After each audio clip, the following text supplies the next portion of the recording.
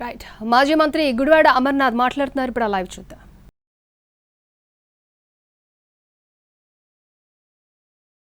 కానివ్వండి, ఇలాగ అక్రమంగా పెట్టినటువంటి కేసులు దాదాపు 3,500 నుంచి 4,000 గడిచినటువంటి 24 మాసాల్లో 21 మంది వైఎస్ఆర్ కాంగ్రెస్ పార్టీ నాయకులు చంపేశారు.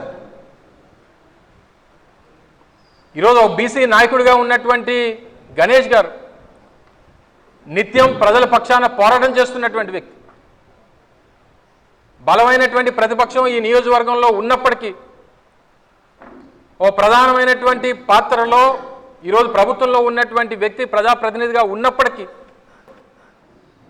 కార్యకర్తలకి భరోసాగా ఉండాలి, నిలబడాలి, వారికి ఏ కష్టం వచ్చినా అండగా నిలబడతాను, ప్రజలకు ఏ కష్టం వచ్చినా అండగా నిలబడతాను అనేటువంటి ఒక ధైర్యాన్ని ఇస్తూ నిలబడినటువంటి వ్యక్తి సోదరులు గణేష్ గారు. అంటే మొన్న అంబటి రాంబాబు గారి మీద ఇంటి మీద దాడి చేశారు, వారిని చంపాలని చూశారు. ఈరోజు గణేష్ గారిని చంపాలని చూశారు. అంటే మీకు ప్రతిపక్షం అన్నా, నాయకులన్నా, ప్రజాస్వామ్యం అన్నా, లా అండ్ ఆర్డర్ అన్నా అది కనీస గౌరవం ఉందా ఈ ప్రభుత్వంలో ఉన్నటువంటి పెద్దలు కానీ అడుగుతా ఉన్నా. పక్కనే హోంమంత్రి గారు ఉంటారు. సరే, ప్రస్తుతానికి వారు విహారయాత్రలో ఉన్నారు కాబట్టి రాష్ట్రంలో లా అండ్ ఆర్డర్ ఏమైపోయినా పర్వాలేదు, ఎవరి మీద ఎవరు దాడి చేసినా పర్వాలేదు అనేటువంటి పరిస్థితిలో వారు ఉన్నారు. ముఖ్యమంత్రి గారికి అయితే అసలు రాష్ట్రం ఏమైపోయినా పట్టదు, మా నాయకులు ఏం చేస్తే అదే రాజ్యాంగం అనేటువంటి విధానంలో ముఖ్యమంత్రి గారు ఉన్నారు. ఉప ముఖ్యమంత్రి గారికి వారికి ఒంట్లో బాగాలేదు, వారు రెస్ట్లో ఉన్నారు.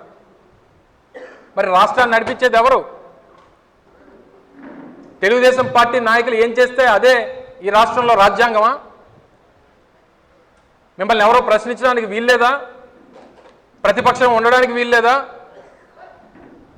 మాట్లాడినటువంటి వారిని మాట్లాడినట్టుగా చంపేస్తారా?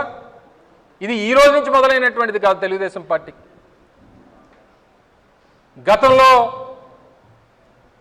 వంగవీటి మోహన్ రంగని చంపారు, దశరథరామని ఒక జర్నలిస్ట్ని చంపారు,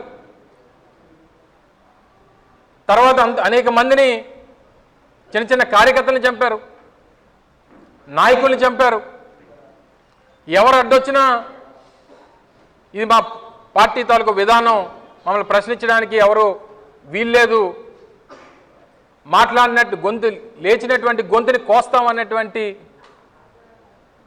విధానంతో ఈరోజు తెలుగుదేశం పార్టీ ముందుకెళ్తా ఉంది. కూటమి నాయకత్వం అంతా కూడా ఆ రకంగానే వ్యవహరిస్తూ ఉంది.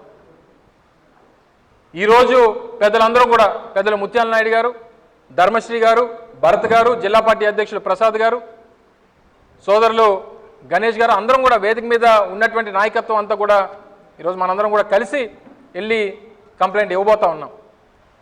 ఇచ్చిన తర్వాత వారికి సమయం ఇస్తాం. క్లియర్గా ఇందులో ఎవరైతే నిన్న దాడి చేసినటువంటి వారు ఉన్నారో వారందరి పేర్లు ఇందులో మెన్షన్ చేశాం. ఇందులో రౌడీ షీటర్లు, మర్డర్ కేసుల్లో ఉన్నటువంటి వారు, గంజాయి కేసుల్లో ఉన్నటువంటి వారు, రాజకీయ హత్యా ప్రయత్నాలు చేసినటువంటి వారు అందరూ కూడా ఇందులో ఇన్వాల్వ్ అయి ఉన్నారు.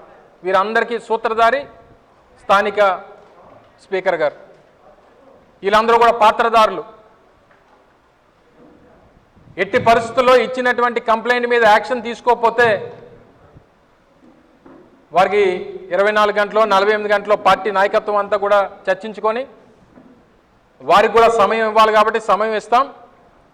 ఇవ్వనటువంటి పక్షంలో పార్టీ ఒక పెద్ద కార్యాచరణ రూపొందిస్తాం. ప్రభుత్వం మీద ఒత్తిడి తీసుకొస్తాం, పోలీసు మీద ఒత్తిడి తీసుకొస్తాం.